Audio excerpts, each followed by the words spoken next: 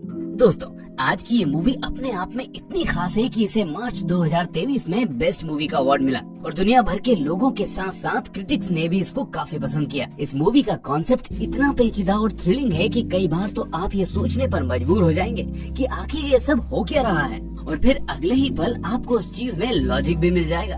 तो दोस्तों, बिना देरी किए शुरू करते हैं इस मूवी की एक्सप्लेनेशन, जिसका नाम है Everything Everywhere All at Once. लेकिन आगे बढ़ने से पहले मेरी आपसे गुजारिश है कि इस तरह की शानदार और इंटरेस्टिंग मूवीज के लिए आप हमारे चैनल को सब्सक्राइब करके नोटिफिकेशन बेल को भी दबा दें, ताकि कोई भी मूवी आपसे मिस ना हो। तो चलिए अब चलते हैं मूवी की तरफ। कहानी की शुरुआत होती है एवलिन नाम की औरत से, जो अपने पति वेमंड वैंग, बेटी जॉय वैंग और पिता गोंगोंग के साथ रहती है। एवलिन अपने पति के साथ मिलकर एक लॉन्ड्री बिजनेस चलाती है, जिसकी हालत कुछ अच्छी नहीं चल रही होती। एवलिन दिन भर काम में इतनी बिजी रहती है कि अपने पति से ठीक से बात तक नहीं करती और उससे छोटी छोटी बातों पर झगड़ा करने लगती है, जिसकी वजह से उसका पति वैंग उसे डाइवोर्स देने का सोच रहा होता है। लेकिन वो एवलिन को परेशान देखकर ये सब उससे बोल नहीं पाता। आगे हम देखते हैं कि एवलिन के पिता गोंगोंग का बर्थडे होने की वजह से एवलिन की बेटी लॉन्ड्री पर ही उससे मिलने आती है, जिसके साथ उसकी दोस्त भी होती है। एवलिन उसकी दोस्त को देखकर बिल्कुल खुश नहीं होती, क्योंकि उसकी बेटी जॉय एक लेस्बियन होती है और उसकी दोस्त से उसका अफेयर चल रहा होता है। इसलिए एवलिन नहीं चाहती कि उसके पिता यानी जॉय के नाना को इसके बारे में पता चले। वो सोचती है कि अगर उसके पिता को ये सब पता चला तो जॉय उनकी नजरों में गिर जाएगी, इसलिए अपनी बेटी के खातिर वो इस राज को अपने पिता से छुपा कर रखती है। वहीं हम देखते हैं कि जॉय को अपनी माँ की ये बात बिल्कुल पसंद नहीं आती, क्योंकि वो अक्सर उसको उसकी दोस्त से मिलने से मना करती रहती है। आगे हम देखते हैं कि लॉन्ड्री बिजनेस ठीक से ना चलने की वजह से उसके ऊपर टैक्स डिपार्टमेंट की एक ऑडिट चल रही होती है, जिसकी वजह से एवलिन अपने पति के साथ मिलकर जरूरी कागजों को तैयार कर रही होती है। इसके बाद वैंग, एवलिन और गोंगोंग मिलकर उन कागजों को जमा करने टैक्स डिपार्टमेंट के दफ्तर जाते हैं, जहाँ वो तीनों लिफ्ट में होते हैं। तो अचानक वैंग थोड़ा अजीब सा बर्ताव करने लगता है। ऐसा लगता है कि जैसे उसके अंदर किसी की आत्मा आ गई हो। वो सबसे पहले छाते से सीसीटीवी कैमरा को छिपाता है और फिर एवलिन के कान पर एक डिवाइस लगा देता है, जिसके बाद अचानक से एवलिन के सामने उसके बचपन से लेकर अब तक की पूरी तस्वीर आ जाती है, जैसे कि वो सब होता हुआ देख पा रही हो। वो देखती है कि कैसे वो और वैंग एक दूसरे से मिले, जिसके बाद उसके पिता से उसका झगड़ा हुआ, लेकिन फिर भी उसने वैंग से शादी की और उसके साथ रहने लगी। फिर जॉय का जन्म हुआ और तब से अपने पति के साथ जैसे तैसे अपनी जिंदगी काट रही है। जब वो ये सब देख लेती है तो पास खड़ा वैंग उससे कहता है कि तुम्हारी जान खतरे में है,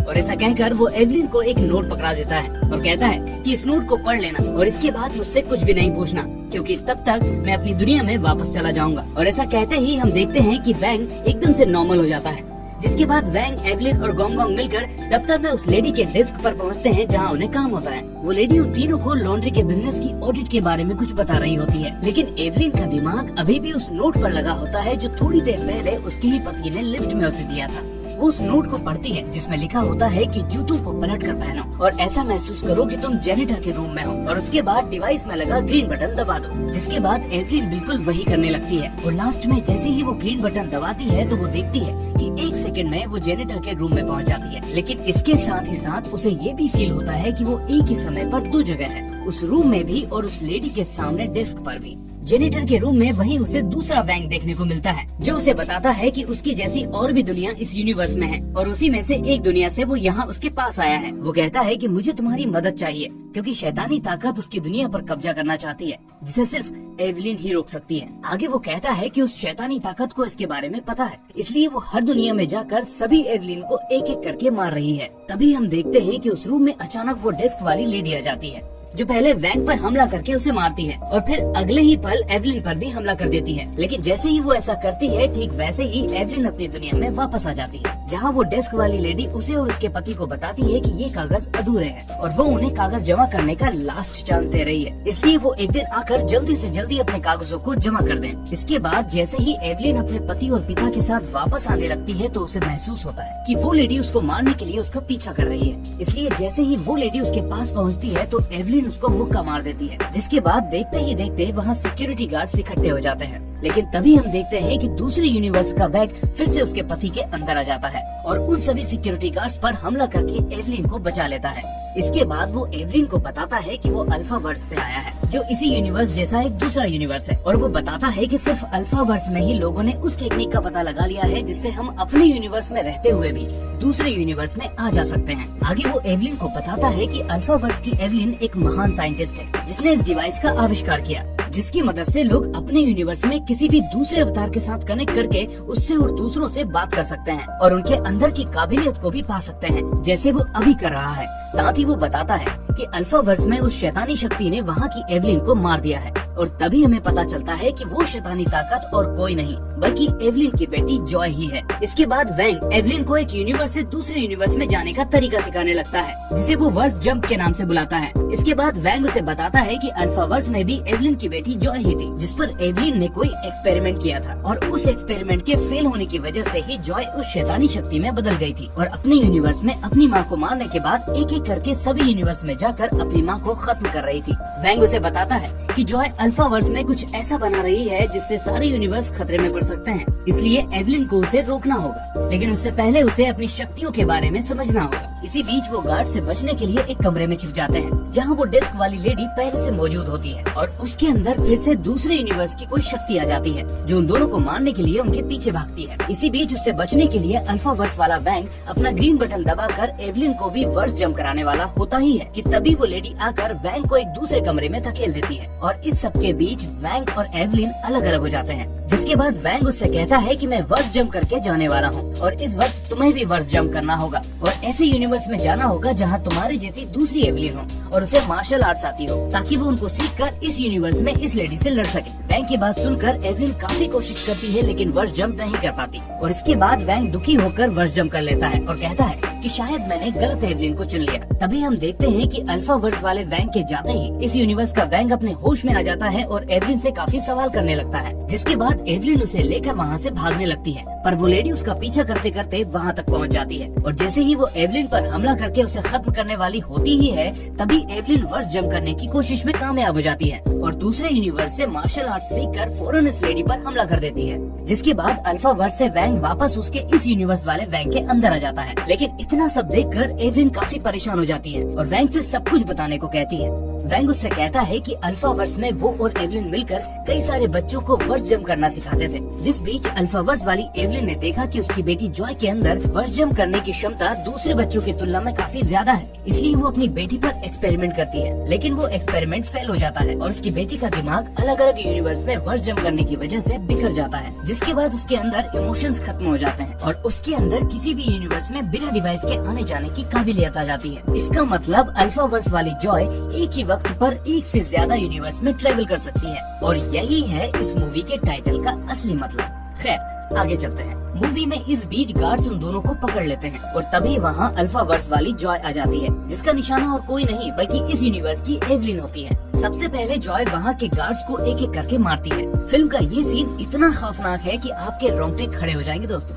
इस बीच एवलिन दूसरे यूनिवर्स में जंप करके मार्शल आर्ट्स वाली पावर लाने की कोशिश करती है, लेकिन घबराहट में वो एक ऐसे यूनिवर्स में पहुँच जाती है जहाँ पर इंसानों के हाथों की उंगलियाँ बड़ी बड़ी होती है, और उस यूनिवर्स में डेस्क वाली लेडी उसकी बेस्ट फ्रेंड होती है। तभी गार्ड्स को मारने के बाद जॉय एवलिन की तरफ बढ़ती है और उसे उस यूनिवर्स से निकालकर उस यूनिवर्स में ले जाती है जहाँ वो एक साथ सभी जॉय की जिंदगियाँ एवलिन को दिखाती है और कहती है कि किसी भी यूनिवर्स में प्यार का कोई मतलब नहीं है। जॉय के अंदर सिर्फ दुख और दर्द ही हर यूनिवर्स में भरा पड़ा है, रिश्तों की कोई अहमियत ही नहीं है।